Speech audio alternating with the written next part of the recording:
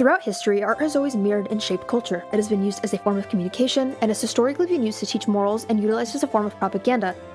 During the Rococo period, French nobility indulged in the grandiosity of sexual gratification and lackadaisical pleasures of the wealth to repress the sober rigidity of Baroque artistry, stemming from the reign of King Louis XIV. This feminized version of Baroque was defined by expressive brushwork, pastel colors, curves, and these very playful diagonal compositions. It was a time of enlightenment and a very intense, severe political climate in which critics and philosophers ultimately deemed the movement tone deaf, because while the rich got to play in their gardens all day, everybody else was basically fighting for their lives.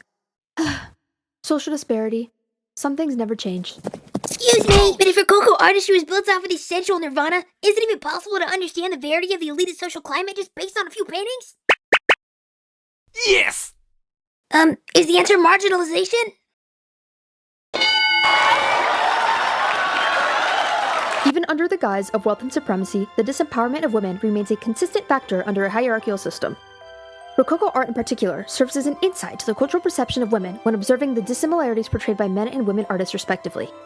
Located in Paris, the Académie Royale de Peinture et de Sculpture housed some of the most highly regarded artists of the century. Let's take a look at two of their most well-known women and men painters, Elisabeth Louise Vigée-Lebrun and Jean-Honoré Fragonard. A woman adorned in pastel garbs gazes directly at the viewer with a glint of playful confidence. Blue French silks drape her form in a tailored embrace. Fragile white lace frames her décolletage and arms, illuminating her already radiantly pale complexion. Her hair is freshly powdered, and on her head rests a tall, plumed hat. In her left hand sits a pink rose, whose stem is noticeably enveloped by a white ribbon, as if to suggest that her skin is as dainty as her image. She embodies the opulence and delicate grace of Parisian wealth. Enter Marie Antoinette with the rose. The queen's form dominates the composition, claiming her significance as the focal point. Though she's positioned at its center, she's postured in an asymmetrical fashion. Pastel blues and rosy hues accentuate the romantic and naturalistic motifs, which are further pushed by Lebrun's very feathery style of brushwork. The painting's characteristics exude an essence of sophistication, all of which align with the Rococo movement. Painted by Lebrun in 1783, this piece would be exhibited in the Salon of the Academy. However, this was not its first iteration. Its predecessor, Marie Antoinette in a canvas dress, was a portrait initially approved by the Queen for the exhibit, in which she, you guessed it, dons a canvas dress. This was highly scandalous for the time, as Parisian fashion culture and Antoinette's royal status practically demanded her to be portrayed as such. Critics have gone as far to denounce the image, titling it "France dressed as Austria, reduced to covering herself with straw," despite the fact that she was of Austrian descent and that she dabbled in countryside aesthetics. Under excessive public scrutiny, Lebrun hurriedly replaced it with an updated rendition presenting a much more extravagantly ornamented Marie Antoinette. Commissioned privately by Baron de Saint-Julien, a French libertine, this piece demonstrates his desire for his mistress, one of the exceedingly prominent depictions of aristocratic indulgence, and one of Fragonard's esteemed masterpieces. A central beam of light illuminates the majority of this piece, spotlighting the woman and a portion of her supposed lover.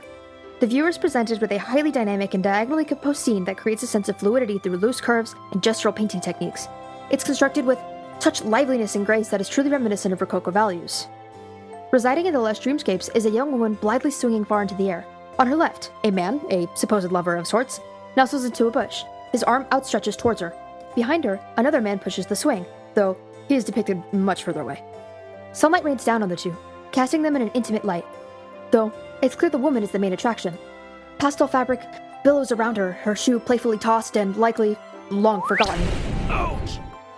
It's chock full of frivolous, sensual implications of affluent indulgences that border on erotic, which becomes especially relevant when you realize that this is, in fact, an upskirt shot. Surely staring between a woman's legs aren't the only things that they do in their free time.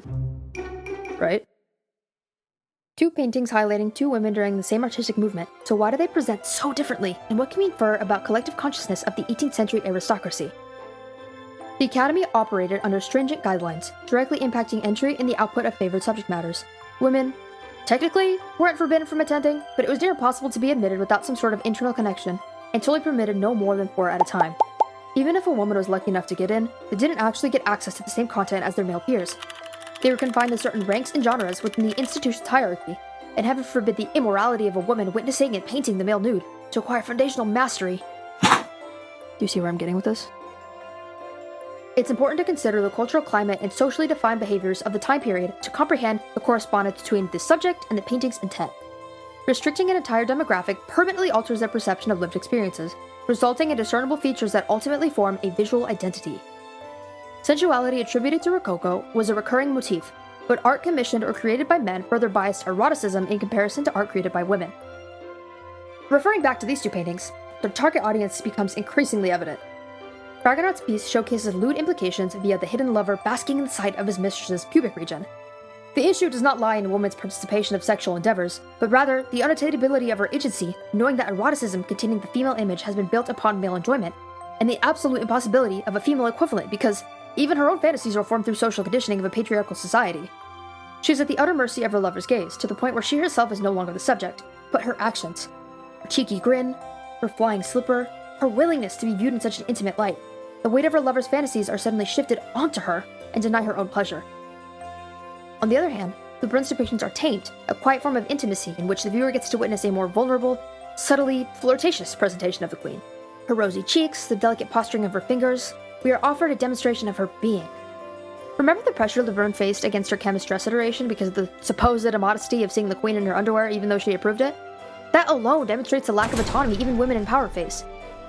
Although the scenes are not comparable in terms of vulgarity, as one is a portrait and the other is meant to be sexual innuendo, it still reflects the public perception of the feminine identity through individuals existing under an established framework.